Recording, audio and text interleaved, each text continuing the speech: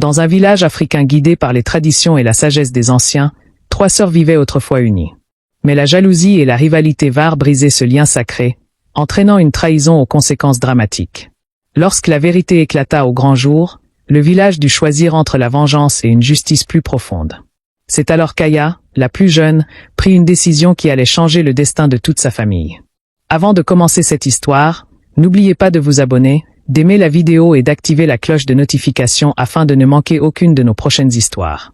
Mais Aya, dans un réflexe désespéré, s'accrocha à une racine qui dépassait. Elle pendait maintenant au-dessus du vide, les yeux écarquillés de terreur, fixés sur ses sœurs. « S'il vous plaît » supplia-t-elle, les larmes coulant sur ses joues.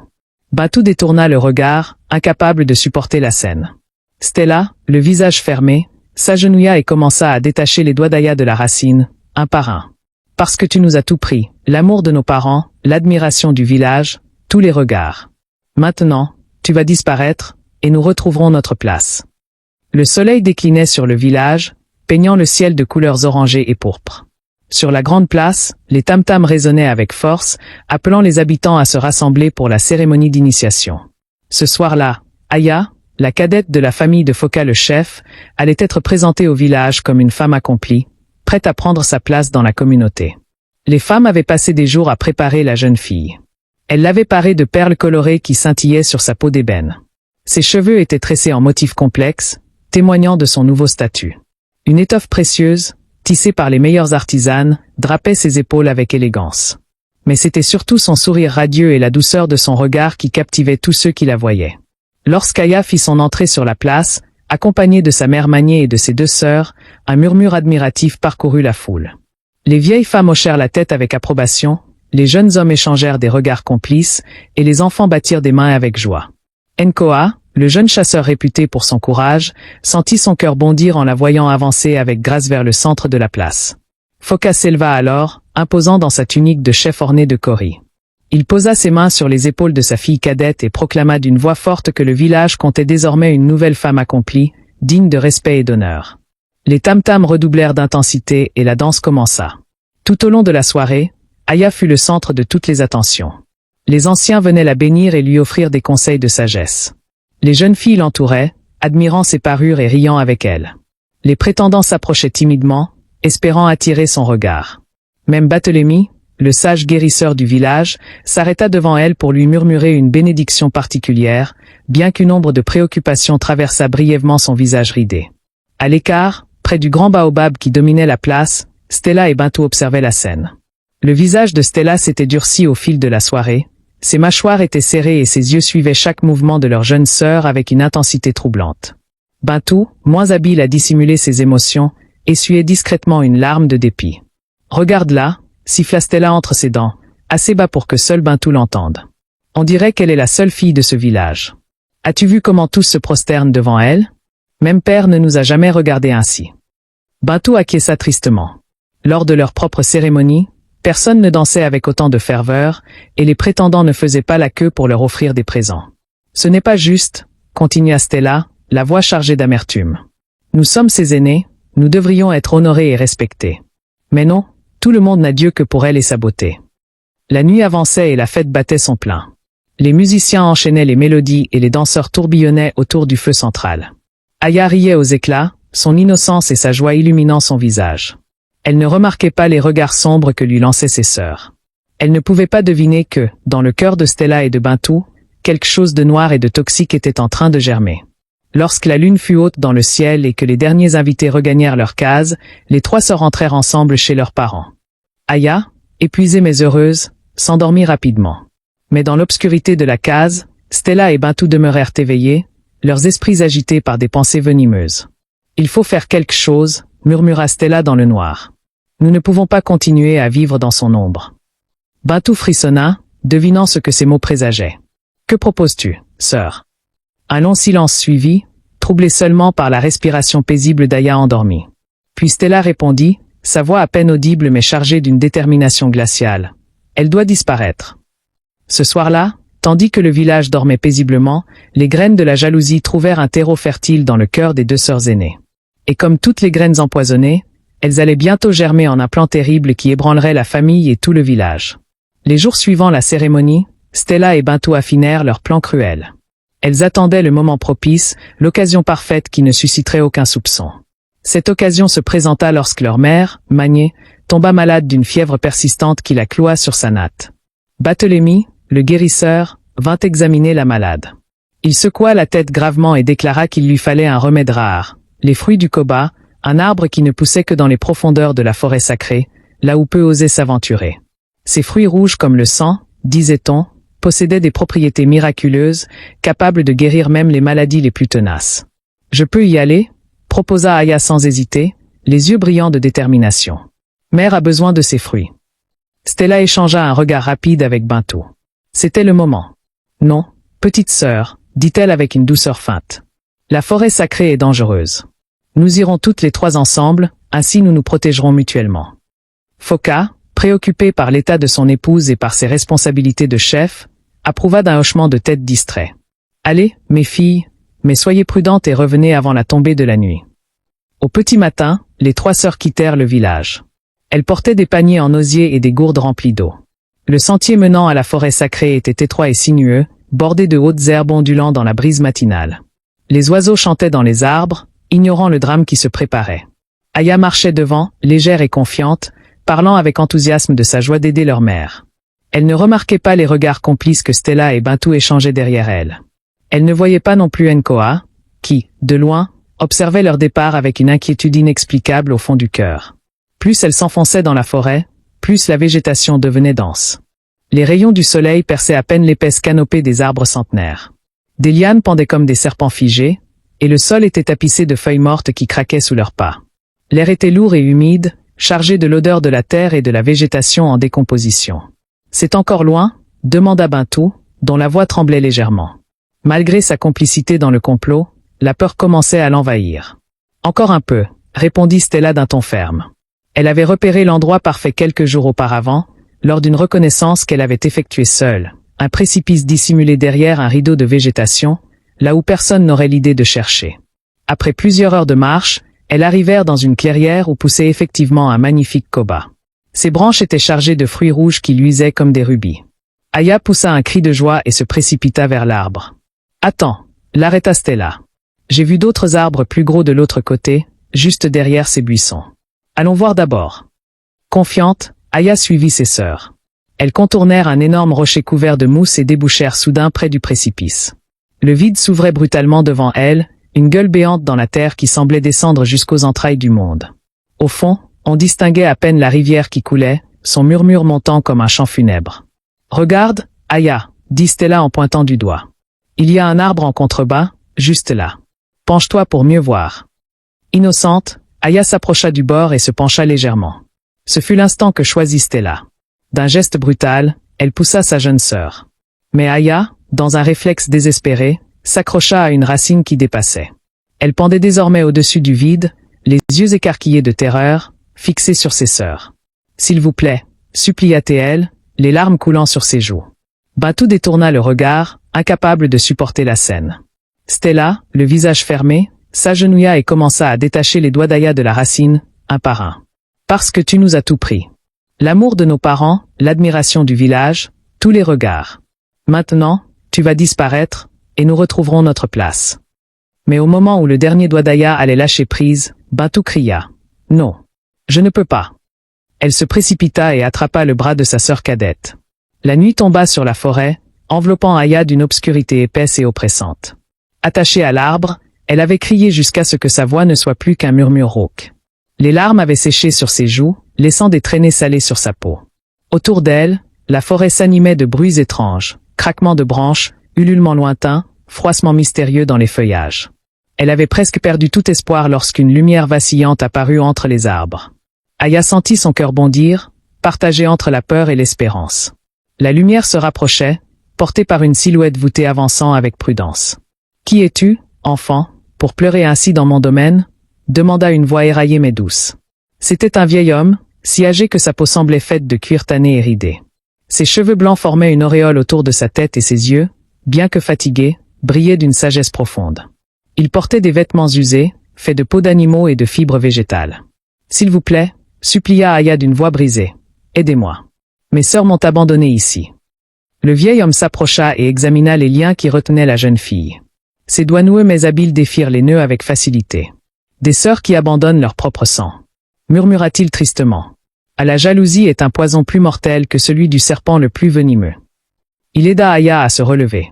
Ses jambes engourdies la firent chanceler, mais le vieil homme la soutint fermement. Viens, enfant.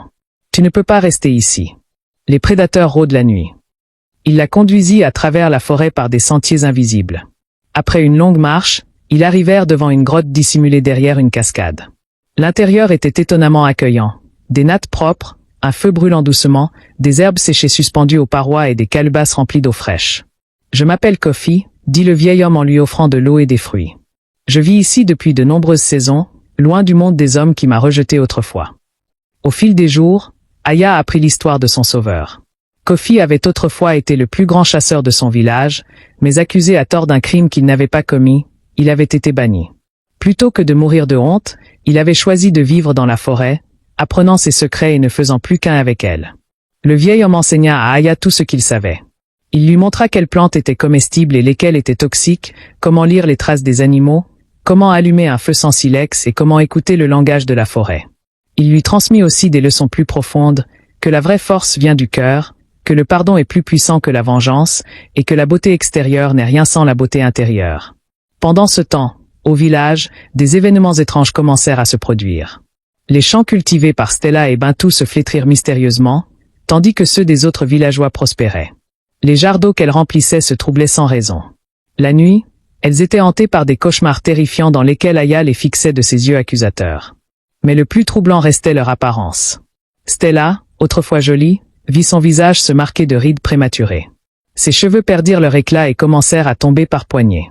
Bintou développa des plaques sombres sur la peau, qui ne disparaissaient pas malgré tous les remèdes de Barthélemy. Le guérisseur observait ces changements avec gravité. Il avait beaucoup vécu et reconnaissait les signes. Vos âmes sont malades, et quand l'âme est malade, le corps le reflète. Quelle vérité cachez-vous? Stella et Bintou niaient farouchement, mais la peur grandissait en elle.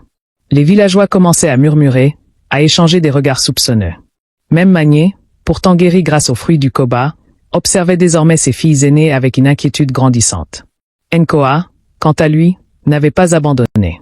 Chaque jour, après ses devoirs de chasseur, il s'enfonçait dans la forêt, cherchant inlassablement des traces d'Aya. Nkoa refusait de croire qu'Aya avait été emportée par un esprit. Son cœur lui disait qu'elle était encore vivante, quelque part dans l'immensité verte de la forêt. Un jour, alors qu'il suivait les empreintes d'un cerf, il découvrit des traces inhabituelles, des pas humains, trop petits pour être ceux d'un homme, accompagnés de ceux d'une personne plus âgée. Son cœur s'emballa. Était-ce possible? Dans sa grotte, Aya observait son reflet dans l'eau claire d'un bassin. Elle n'était plus la jeune fille naïve d'autrefois. Ses mains s'étaient endurcies, ses muscles s'étaient affermis et, surtout, son regard avait gagné en profondeur. Elle avait survécu. Mais une question la hantait désormais. Devait-elle retourner au village ou rester ici, en sécurité, loin de ceux qui avaient voulu sa mort? 3 lunes s'étaient écoulées depuis la disparition d'Aya. À l'aube, Nkoa, suivant les traces qu'il avait découvertes, arriva près de la cascade. Le fracas de l'eau masquait tous les autres sons, mais quelque chose attira son attention. Une fine fumée s'élevait derrière le rideau liquide. Le cœur battant, il contourna prudemment la cascade et découvrit l'entrée d'une grotte. Ce qu'il vit le figea sur place. Aya était là, bien vivante, assise près du feu aux côtés d'un vieil homme. Elle tressait une natte avec une habileté qu'elle n'avait jamais possédée auparavant. « Aya !» s'écria-t-il malgré lui. La jeune fille leva la tête et leurs regards se croisèrent. Pendant un instant, le temps sembla suspendu. Puis elle se leva d'un bond, les larmes aux yeux. « Nkoa !» Le jeune chasseur franchit l'espace qui les séparait en quelques enjambées et la serra dans ses bras, tremblant d'émotion. « Tu es vivante. J'ai cherché chaque jour. Je savais que tu ne pouvais pas avoir disparu ainsi. » Kofi observait la scène avec un sourire bienveillant. « Il semble, enfant, que quelqu'un t'ait cherché avec le cœur et non avec les yeux. C'est ainsi qu'on trouve ce qui est vraiment important. » Aya raconta tout à Nkoa, la trahison de ses sœurs, l'abandon près du précipice, puis son sauvetage par Kofi. À mesure qu'elle parlait, la colère embrasait le visage du jeune homme. « Elles doivent payer pour ce crime », s'exclama-t-il en posant la main sur son couteau de chasse. « Je vais retourner au village et révéler leur duplicité devant tous. » « Non, » répondit calmement Aya en posant sa main sur la sienne. « À la vengeance ne guérit rien. Kofi me l'a enseigné. Mais la vérité doit éclater, tu as raison sur ce point. » Le vieil ermite hocha lentement la tête.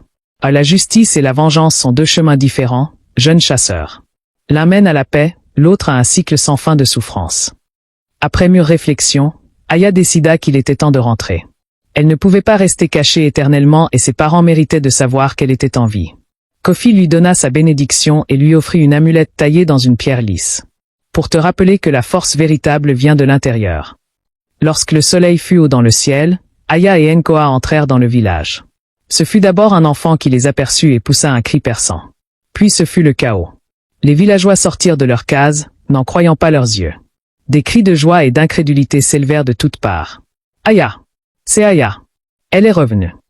Magné accourut, le visage partagé entre la joie et la confusion.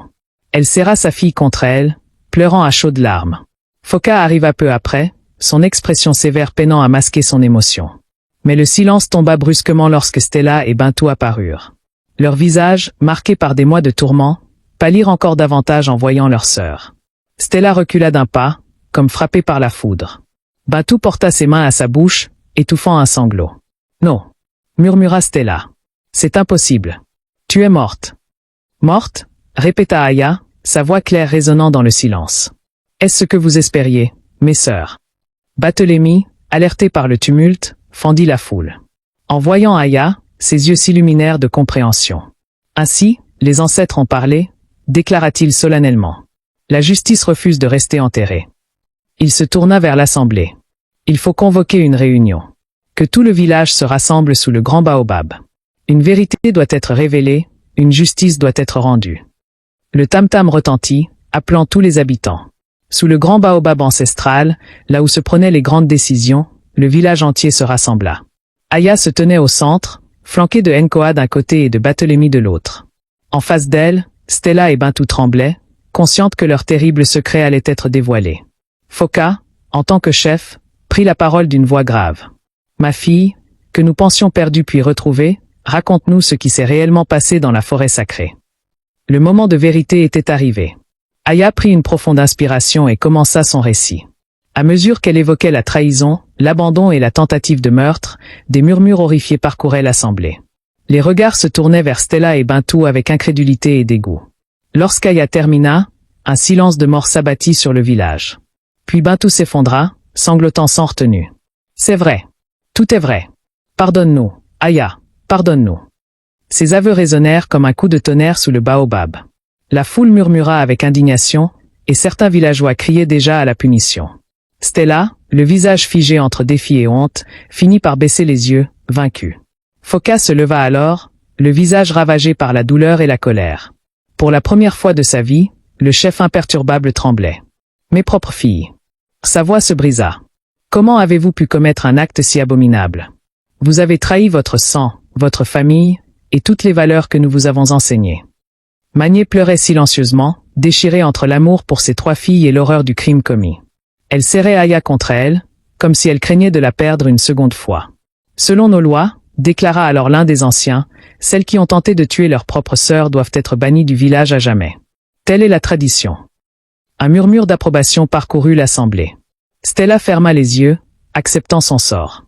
Bintou sanglotait de plus belle, comprenant qu'elle allait perdre sa famille, son foyer, tout ce qu'elle avait connu. Mais alors, Aya se dégagea doucement de l'étreinte de sa mère et s'avança au centre du cercle. Sa voix, lorsqu'elle parla, était claire et assurée, porteuse de la sagesse que Kofi lui avait transmise. « Ancien, père, mère, villageois, commença-t-elle, j'ai beaucoup réfléchi pendant le temps que j'ai passé dans la forêt. La vengeance est facile, la colère est naturelle, mais le pardon demande une force bien plus grande. » Elle se tourna vers ses sœurs. Dans ses yeux brillait une compassion qui stupéfia l'assemblée. « Stella, Bintou, ce que vous m'avez fait était cruel et impardonnable selon les lois des hommes. Vous avez voulu ma mort par jalousie et par envie. Mais j'ai appris que la jalousie est une maladie de l'âme et que ceux qui en souffrent sont aussi des victimes, à leur manière. » Barthélemy hocha lentement la tête, comprenant où Aya voulait en venir. Il s'avança et prit la parole. « Regardez-les bien, villageois. Regardez ce que leur crime leur a fait. Leurs visages se sont flétris, leurs corps se sont affaiblis, non à cause d'une malédiction extérieure, mais à cause du poison qu'elle portait en elle. » Il leva son bâton de guérisseur vers le ciel. « Ah, les ancêtres nous enseignent que chaque action porte en elle sa propre conséquence. La noirceur de leur âme s'est reflétée dans leur apparence. Elles ont déjà été punies par leur propre conscience. Aya acquiesça et poursuivit. Je choisis de leur pardonner, non pas parce qu'elles le méritent, mais parce que je refuse de laisser leur haine empoisonner mon propre cœur. Cependant, mon pardon vient avec une condition. Elle se tourna vers Foka et les anciens.